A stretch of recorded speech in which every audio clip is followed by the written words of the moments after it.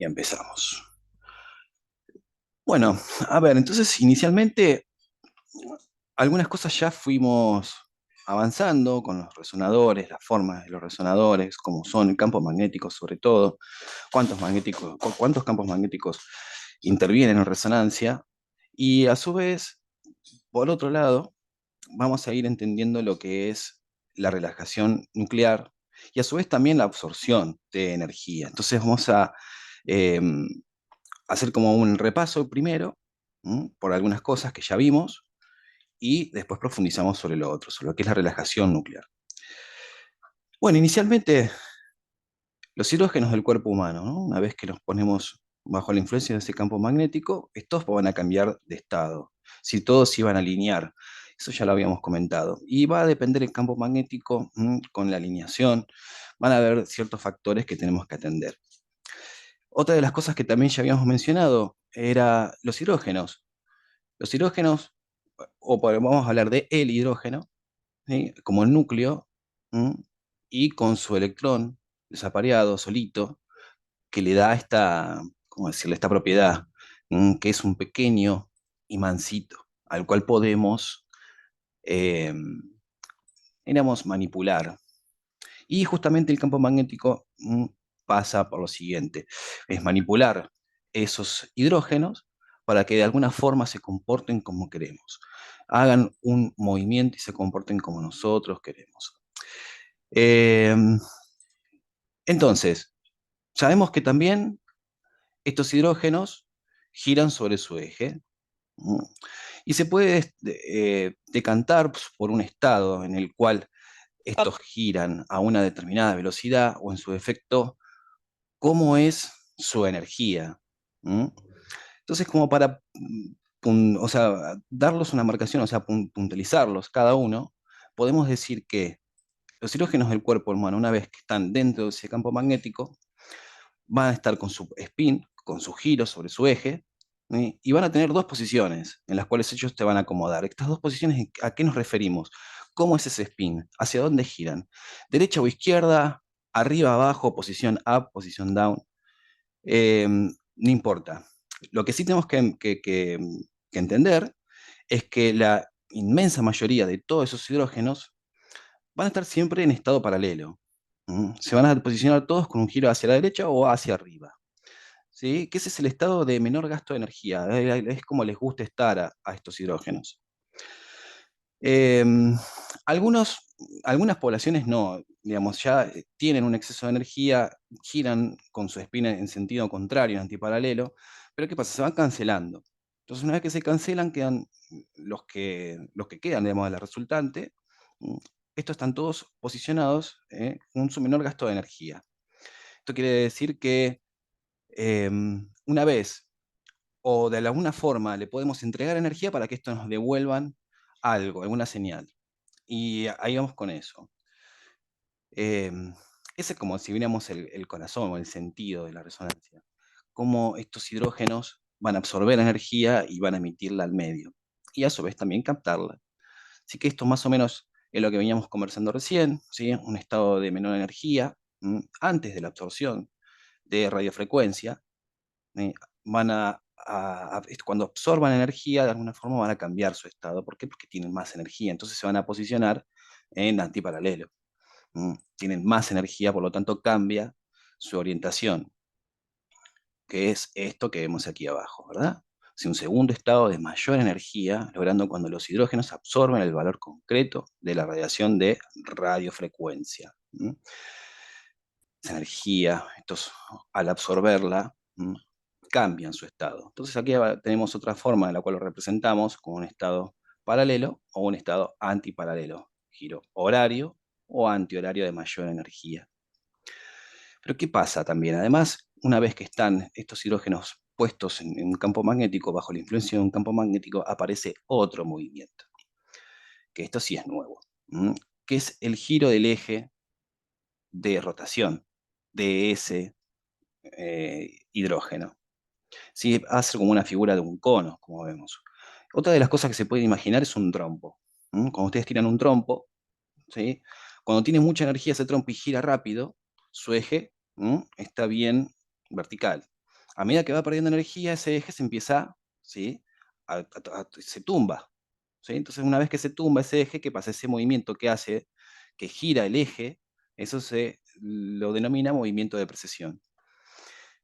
Em, entonces ya, campo magnético, posiciones de los hidrógenos, por un lado de mayor o menor gasto de energía, y además también movimiento de precesión, que es el movimiento del giro del eje de los hidrógenos. Y como todo movimiento periódico, ¿m? Que gira, ¿sí? Ese eje de los hidrógenos, se le puede asignar una frecuencia también. Podemos decir, bueno, ¿cuántas veces gira por segundo? ¿Sí? Se van a expresar estas en valores como megahertz, pero se le puede expresar, se le asigna, mejor dicho, una frecuencia. Este movimiento aparece solo al estar el núcleo bajo la influencia del campo magnético. O sea, los hidrógenos no precesan si hay si no hay, mejor dicho, un campo magnético externo. Solamente va a aparecer ahí. Una vez que todos, ¿sí? Se ponen bajo la influencia de ese campo magnético, todos apuntan en su estado de menor energía, ¿sí? Aparece el movimiento de precesión. ¿Qué va a venir de la mano con esto? Ley fundamental de resonancia magnética o ley del amor. ¿Qué nos dice esto? Ley fundamental, o sea, es importante, ¿verdad? Como todo movimiento periódico, se le asigna una frecuencia, frecuencia de precesión de resonancia, que es el valor proporcional del campo magnético percibido por ese núcleo.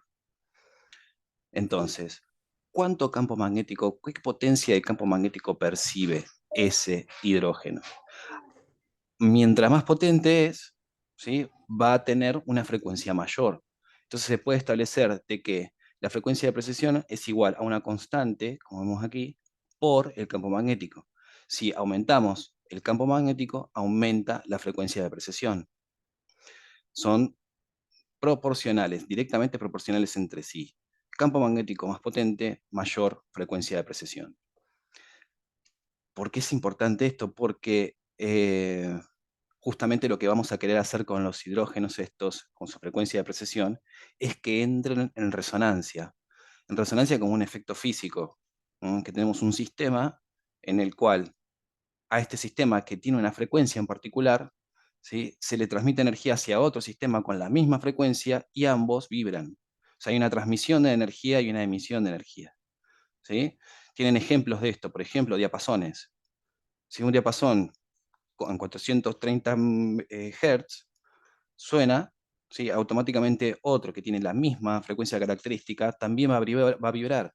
Esa energía se traspasa hacia el otro, ¿sí? Y comienza a vibrar. Entonces ahí es cuando se ve, cuando veríamos estos hidrógenos, ¿sí? ¿Por qué? Porque toman esa energía, entran en resonancia. Esto a modo informativo, por un lado, los campos magnéticos, ¿cuántos campos magnéticos intervienen en resonancia? 13. Aquí tienen los órdenes, los valores. Cuando hablamos ya a niveles químicos muy, muy pequeñitos, ¿sí? Partes por millón, o sea, muy, muy chiquito el campo químico. Em, entonces ya tenemos la frecuencia de precesión, sabemos que esta frecuencia va a depender del valor del campo magnético. Entonces, ¿qué podemos decir? Que una vez que los hidrógenos están bajo la influencia del campo magnético con su movimiento de precesión, que va a ser directamente proporcional al campo magnético, ¿sí? Podemos denominar a todo ese conjunto de hidrógenos como magnetización longitudinal. Todo un vector entero apuntando hacia un lugar, todos en la misma frecuencia. Vamos a entenderlo así, todos en la misma frecuencia, pero no es siempre así, porque a medida que nos extendemos del campo magnético, sea del centro del campo, ¿sí? Se percibe algo menor. Entonces no están todos a la misma frecuencia, pero siempre en una parte central, en un punto central.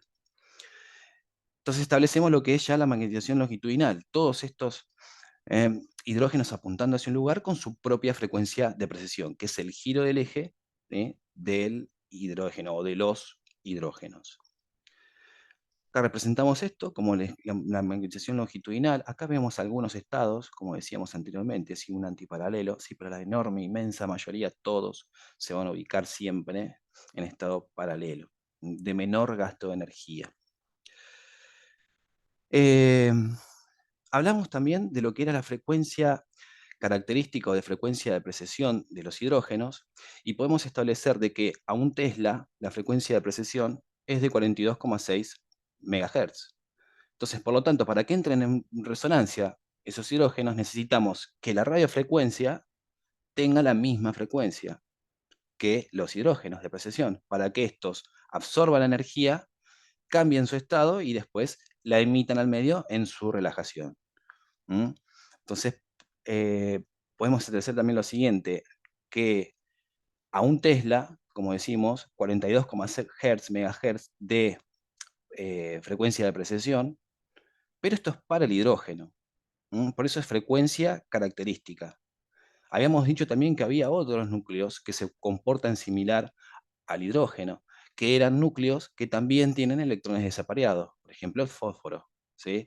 Pero ¿qué pasa? El fósforo, al ser un núcleo mucho más grande, más obeso en sí, ¿sí? Va a tener el mismo comportamiento, va a sentir la influencia del campo magnético, se va a alinear con el campo magnético, va a tener su frecuencia de precesión, pero va a ser distinta, ¿sí? Va a ser menor en este caso. ¿Por qué? Porque es un núcleo más grande, ¿sí? Pero la frecuencia de precesión o la frecuencia característica de los hidrógenos a un Tesla es 42,6 MHz.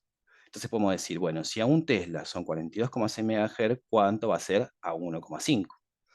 Con una regla de 3 podemos conocer la frecuencia de precesión de los hidrógenos con respecto al campo magnético. Eso es muy importante también para que les quede, ¿no? O sea, el campo magnético cómo influye sobre esos hidrógenos y a su vez también cómo establece tanto la densidad, la cantidad de hidrógenos que vamos a ver puestos en evidencia en una imagen y a su vez también cómo impone la frecuencia de precesión.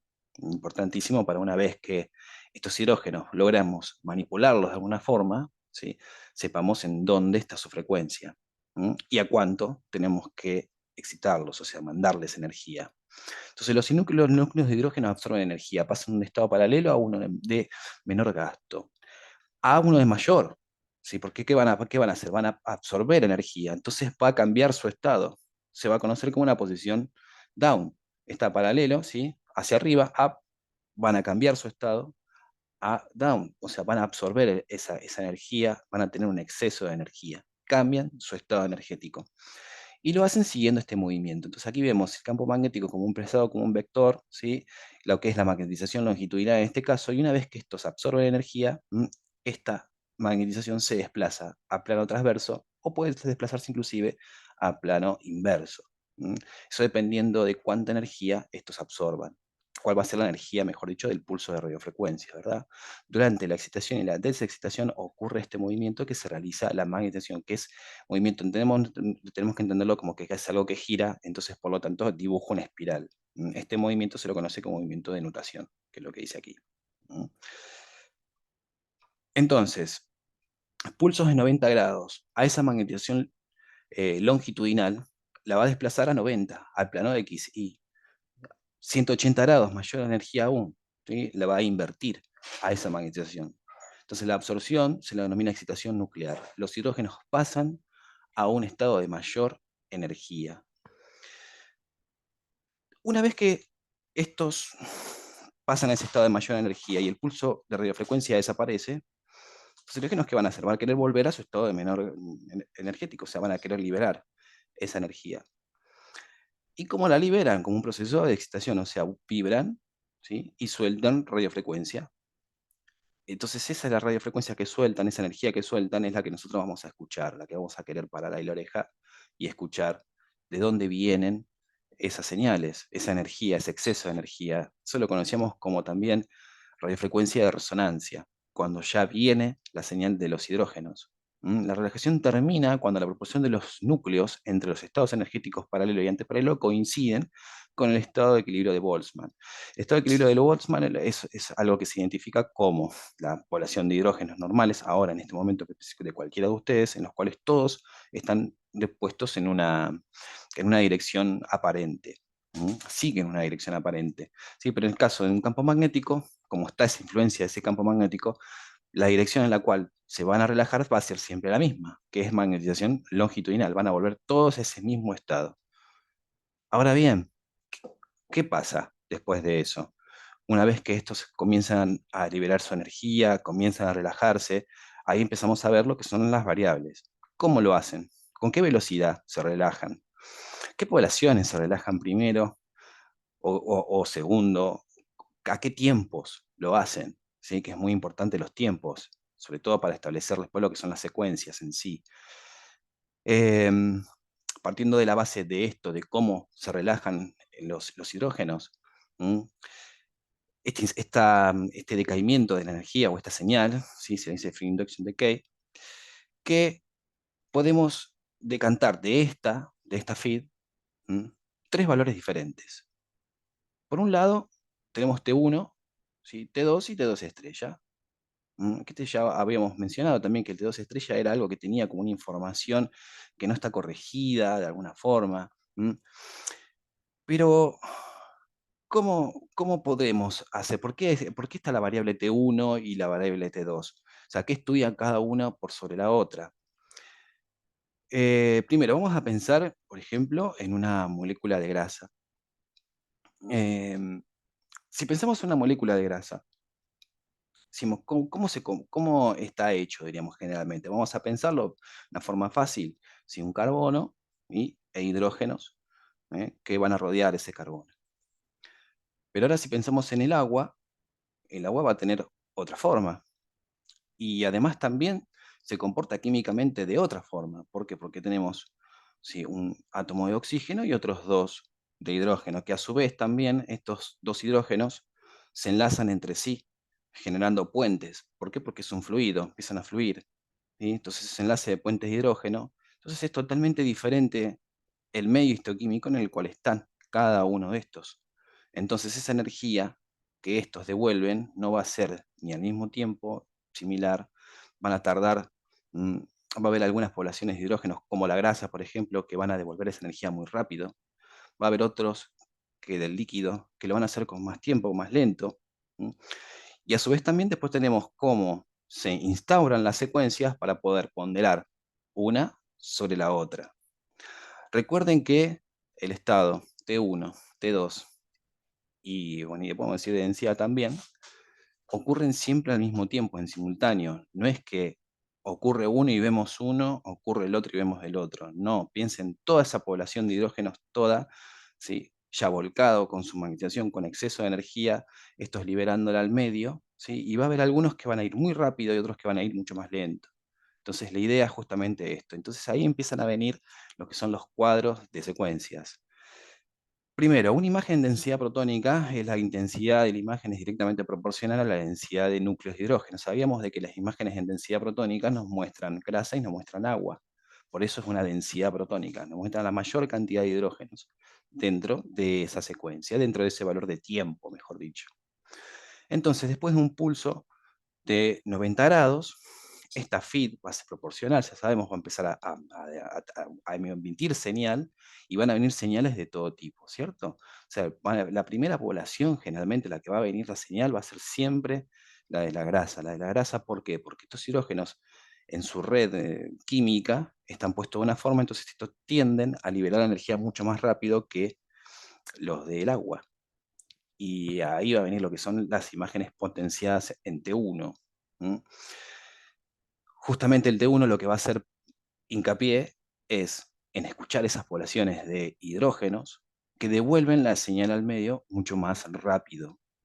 Entonces, vamos a decir de que una vez finalizada la relajación, el vector de magnetización recupera su valor inicial, alineado con el campo magnético. Absorbieron la energía, entraron en resonancia, ¿sí? Bajaron, y comienza, una vez que se termina, se desapaga el pulso de radiofrecuencia, comienza la relajación, ¿cierto? Entonces, la relajación longitudinal tiene la forma de una exponencial regulada con una constante de tiempo expresada en milisegundos, denominada T1. Ya vamos a establecer bien más claro qué es lo que sería T1. Cuanto menor es el valor de T1, más rápidamente se alcanza el estado de equilibrio. Es decir, que la relajación es más rápida. ¿Sí? Los hidrógenos que componen estructuras como la grasa, por ejemplo, se relajan más rápido. Entonces, por lo tanto, vamos a necesitar mucho menos tiempo para poder obtener una señal de estos, o sea, poder verlos en una imagen.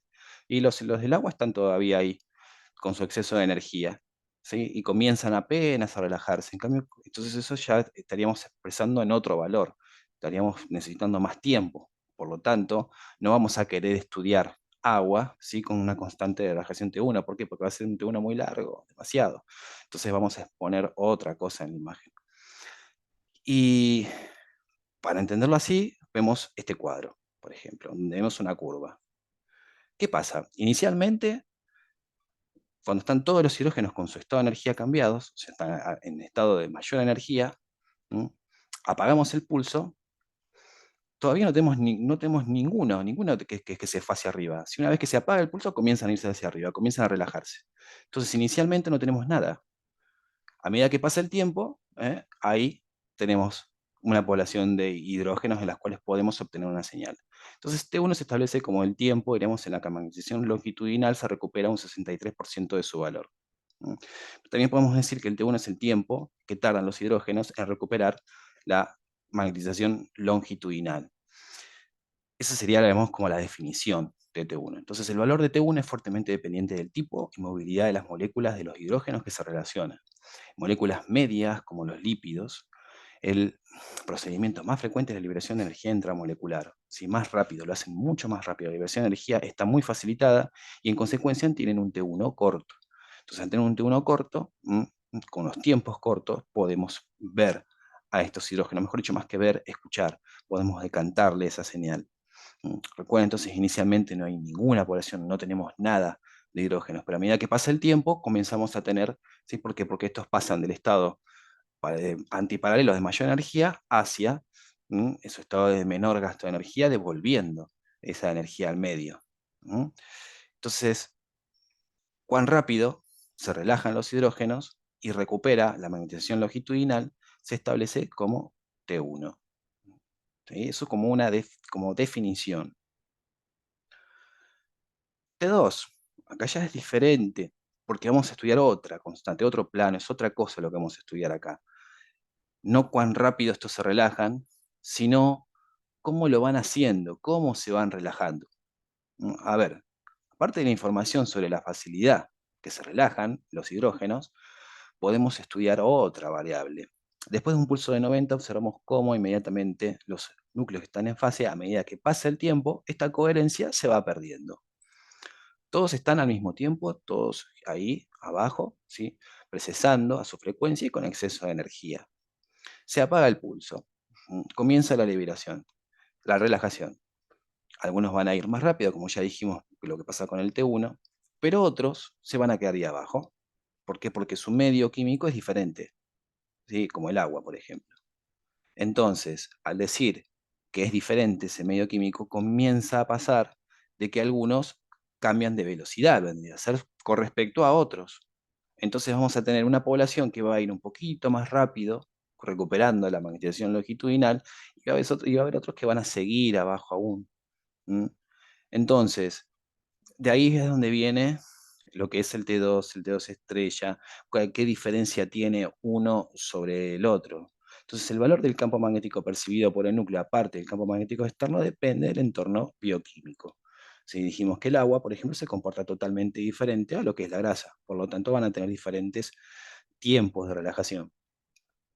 La influencia del entorno bioquímico se conoce como interacción spin-en-pin. Si los núcleos de hidrógeno estarían aislados, solo perciben un campo magnético externo, todos los hidrógenos liberarían su energía a la misma frecuencia y el proceso de relajación sería sincrónico y coherente. Eso en el cuerpo humano no pasa, ¿sí? Va a ser un proceso en el cual va a haber una desincronización de los hidrógenos. Van a haber hidrógenos que van a ir rápido, otros que van a ir lento, otros que van a ir más lento todavía. Y la idea es, con las secuencias, ¿sí? Establecer los tiempos y poder justamente prestar atención en cada uno de estos puntos, tiempos cortos, tiempos medios, tiempos largos. Entonces vamos a ver hidrógenos de una población o de un entorno químico diferente. Si los hidrógenos del voxel forman parte de radicales químicos, ¿qué es esto de la parte de radicales químicos? Digamos, la relajación será incoherente o asincrónica, que es lo que sucede en el cuerpo justamente. El agua libre, debido a la movilidad de las moléculas, el resultante promedio de las variaciones magnéticas locales es prácticamente nula. Todos lo hacen de la misma forma. Todos esos hidrógenos que comporten el agua, ¿sí? Van a relajarse, ¿sí? De la misma forma. Va a ser un proceso sincrónico en ese caso, pero si hay perturbaciones químicas, va a haber algunas poblaciones de estos hidrógenos que, por ejemplo, si es un agua, vamos a poner que es un líquido, y ese líquido tiene contenido, quiere decir que, no sé, supongamos que tenga sangre, ¿sí? Va a ser diferente. ¿Por qué? Porque van a sentir su medio químico distinto a lo que es el agua pura. Entonces los tiempos de relajación no van a ser iguales de líquido puro o de agua pura, o que es agua con contenido o con proteínas o con grasa, lo que sea. El sincronismo de la relajación nuclear del voxel se observa estudiando la relajación transversal. Entonces, longitudinal por un lado, relajación longitudinal cuando todos están puestos ¿m? bajo la influencia del campo magnético, procesando a una determinada frecuencia. Cuando hablamos de plano transversal, quiere decir que ya estos tienen un exceso de energía, absorbieron energía, entraron a resonancia con la radiofrecuencia, que es exactamente igual a la frecuencia de precesión. Entonces, si vamos a estudiar un plano transversal primero, podemos decir de que en el T1 inicialmente no tenemos ninguno. ¿Por qué? Porque vamos a esperar que estos vengan. En cambio, en el T2 no vamos a esperar nada. Los tenemos a todos ahí ya. Estamos viendo a toda esa población ahí. Entonces decimos, bueno, a ver, ¿quiénes vienen primero, quiénes vienen segundo, quiénes vienen tercero? Entonces inicialmente no hay nada y después va decayendo. Entonces, la constante de relajación T2 es también específica para cada tejido. En la relajación transversal, el primer instante tenemos la totalidad de la magnetización transversal que va a decaer hasta un 37%, siempre el mismo 63%, pero vamos a estudiarlo de que T2, podemos establecer que T2 es cuánto tiempo tarda en recuperarse, en desaparecer, mejor dicho, la magnetización transversal. ¿Por qué? Porque están todos ahí dando vuelta abajo y comienza a desaparecer esa transversal, ese componente transversal. Los hidrógenos comienzan a venirse para arriba, comienzan a relajarse y no lo hacen todos al mismo tiempo. T2 nos indica el asincronismo de los núcleos del voxel durante la relajación debido a influencias espinalatorias que dependen de la composición y estructura propia del tejido. A ver, preguntas sobre esto.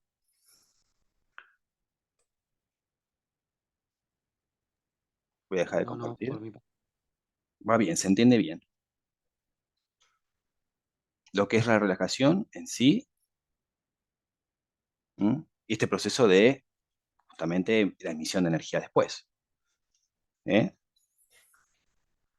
Ahora que hay que compartir. Sí, se entiende bien. Perfecto. Entonces va a quedar claro.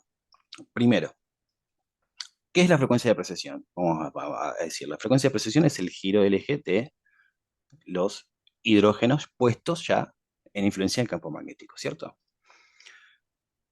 Por otro lado, podemos decir de que la frecuencia de precesión va a ser siempre proporcional al campo magnético. ¿Mm? A mayor campo magnético, mayor frecuencia de precesión. Podemos establecer qué frecuencia de precesión estamos trabajando. Si a un Tesla son 42,6 para los hidrógenos, a 0,23 ¿cuánto va a ser? Podemos saberla a esa frecuencia. Una vez que conocemos los estados de los hidrógenos, vamos a decir estado paralelo, antiparalelo, de mayor cantidad de mayor energía, estos cambian su estado, se van hacia plano transverso, queda ese exceso de energía que luego, una vez que se apaga ese pulso, que ya dejamos de enviar radiofrecuencia, dejamos de enviar energía, ¿eh? Estos comienzan a relajarse, ¿cierto? Entonces podemos decantar de esa relajación dos grandes grupos. Por un lado, lo de la grasa, grupos de grasas, en los cuales los hidrógenos comparten un entorno químico bastante diferente, están puestos en forma aleatorias también. Si cada uno, imagínense, o traten de pensarlo en una molécula grande o en varias moléculas grandes, ¿sí?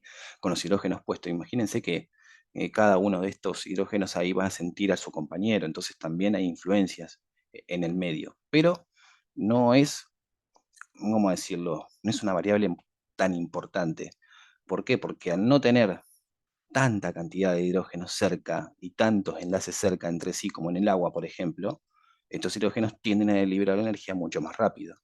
Entonces el proceso de relajación va a ser mucho más rápido. Que esto apuntaba a que es T1. ¿Mm? Proceso de liberación de energía rápido, T1. Ahora, ¿qué es T1? ¿Mm? Vamos a decir que T1 Es el tiempo en que tarda en recuperarse la magnetización longitudinal. Una vez que están todos en plano transverso, estos hidrógenos comienzan a irse hacia longitudinal nuevamente. Hacia el plano X pasan al plano Y supuestamente. Bueno, vuelven otra vez. Eh, ¿Cómo lo hacen entonces con el tiempo y a qué velocidad lo hacen y a qué velocidad lo hacen? ¿Sí? Va a darnos lo que es la señal después. Entonces nosotros podemos establecer una secuencia y decir, bueno, a ver, si necesito una secuencia que en los 600 milisegundos primeros me muestre todos los hidrógenos que vienen. ¿Sí? Yo voy a escuchar ahí, en 600 milisegundos, supongamos. Vamos a decirlo ahora así como una suposición, pero es así. ¿Qué hidrógenos vamos a escuchar? Aquellos que vienen rápido, ¿no? Aquellos que ya enseguida, ¿sí? Absorbieron energía y rápidamente quieren volver a su estado de menor gasto, ¿sí? Emiten energía al medio. Entonces vamos a escuchar tiempos de uno, ¿no? Hidrógenos que van rápido, que recuperan rápido la magnetización longitudinal, que por lo tanto vamos a tener una población bastante decantada, ¿cierto? Bastante específica. Vamos a tener grupos de hidrógenos. Por otro lado, teníamos la densidad, en los cuales vamos a dejar pasar un poquito más de tiempo. ¿Por qué? Porque ya empieza a venir también los hidrógenos que están en el agua, ¿sí? Que estos que se empiezan a relajar un poco más lento, pero lo hacen también, a una determinada velocidad, no tan rápido como los de la grasa, pero sí lo suficientemente rápido como para poder ponerlos también en una señal y a su vez también con componentes como la grasa, por ejemplo. Y ahí tenemos la densidad protónica. ¿Mm? Tiempos aproximados. Esto lo vamos a ver mejor todavía cuando veremos diagrama de secuencias. ¿Qué tiempos nos va a llevar eso de poder hacer una densidad protónica arriba de 700 milisegundos? No pasarnos mucho, ¿m? De esos 700 a 1000, 1200 tal vez, ya tenemos ahí. O sea, en un segundo, fíjense, ya tenemos señal de ambos grupos, ¿sí? De hidrógenos de grasas, de hidrógenos del agua. Pero si queremos estudiar otra variable de cómo es la relajación transversal, o sea, cómo se comporta esa transversal, ese componente transversal cuando ya están con energía y tenemos todos esos hidrógenos puestos ahí, podemos ver que empieza a desaparecer ese componente transversal. ¿Sí? ¿Por qué? Porque algunos hidrógenos de grasa, ¡pum!, ya se fueron. Los que componen, digamos, vamos a decirlo, proteínas o algo más grande, o sea, moléculas grandes, también ya se fueron. ¿Mm? Por su entorno químico, sienten, ¿sí? Una liberación de energía mucho más fácil, tienen facilitada esa liberación de energía. Pero ¿qué pasa? Los hidrógenos que componen el agua, por ejemplo, no. ¿Por qué? Porque están enlazados entre sí, son fluidos. Entonces, ese proceso de asincronismo o de desaparición de la magnetización transversal va a ser mucho más lento. ¿Mm? Entonces, T1, la velocidad en que se recupera magnetización longitudinal. T2, la velocidad en la que desaparece el componente transversal. Dentro de ese componente transversal, podemos también saber de que al haber inhomogeneidades del campo y químicas también, del entorno químico, así, o el bioquímico, mejor dicho, ¿m? Eh, los hidrógenos también van a percibir esa diferencia de campo, de frecuencia por un lado y a su vez también de campo magnético. Entonces, ahí podemos decir de que tenemos dos tipos de información. Podemos decir, aquellos que vienen en forma normal, sí que se relajan en forma normal, de componente transversal, y aquellos que se relajan de otra forma porque tienen una influencia externa hacia ellos. Por ejemplo, ¿no? Inhomogeneidades del campo magnético por un lado, ya sea por irse, digamos, del isocentro, o también puede ser por el entorno químico en sí. ¿Eh? Entonces, quedó puesto que es T1, T2 y densidad protónica. Las velocidades y de los hidrógenos, el comportamiento, mejor dicho, de los hidrógenos, no va a ser siempre el mismo. Así que va a venir de la mano después cuando veamos diagrama de secuencias. Ahí va a venir cuando estudiemos cada uno de los diagramas de secuencia, vamos a entender por qué ahí va a decir, bueno, por qué entonces cuando vemos un T2 eh, con un TR muy largo, ¿sí? Con un tiempo de eco también muy largo, las señales decaen. Si tenemos menos señal, vamos a comparar, por ejemplo, T2 con un tiempo de eco corto, bueno, relativamente corto, con otros relativamente bastante más largo. Entonces vamos a notar de que la grasa ya prácticamente no hay señal, solamente nos muestran los líquidos. Eso se lo llama como un T2 bien, bien pesado, que esto también ya vamos a verlo acá en algunas imágenes de neuro. ¿Mm? T2 pesado es prácticamente no hay señal de nada, solamente el líquido, que todavía sigue teniendo, y todavía están estos en ese plano transversal. Así que, bueno, si no hay preguntas, yo encantado, mejor, bárbaro, ¿se entendió? ¿Seguro? ¿Algo que decir? Que no es un proceso, diríamos, es denso, pero se va entendiendo. Claro que es denso, sí. Se va entendiendo, se entiende, se entiende. ¿Sí? Tenemos que pensar de eso, o sea, que no todos los hidrógenos se comportan de la misma manera, saber bien qué es lo que es la frecuencia de precesión y cuál es la proporcionalidad en cuanto al campo magnético, ¿sí? Y cómo estos se relajan, ¿sí? Que no lo hacen a diferentes, que lo hacen a diferentes velocidades, cada uno de los hidrógenos que componen diferentes tejidos lo hacen a determinadas velocidades y que los entornos químicos tienen mucho que ver con esto. ¿Sí? Pero sí, sí, no es algo muy, o sea, complicado ni nada. Ah, y recuerden también lo de la proporcionalidad, ¿eh? Eso es importante para poder establecer también qué frecuencias y lo que es también el fenómeno físico de resonancia.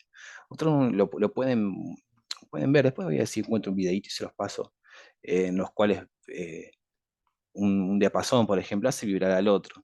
O inclusive cuando la gente, digamos, primero hace vibrar una copa, le saca la nota y después la copia de esa nota hace que la copa vibre mucho, ¡plac! Y se rompa, es porque entra en resonancia, ¿sí? Absorben energía, ¿sí? De un medio hacia el otro, de un sistema hacia el otro. Eso es entrar en resonancia. Así que, bueno, hacemos el corte aquí, se hace grabación, 5 8 eh, volvemos para la parte de neuro, vamos a completar todo neuro ahora. Va. Así que desconecto por aquí y nos vemos en 5 minutitos. Tengo que tomar notas y volver a ver. Bueno, Erika, está bien. Cualquier cosa, ya saben. Damos el grupo y preguntas se decantan. Bueno, corto y volvemos enseguida.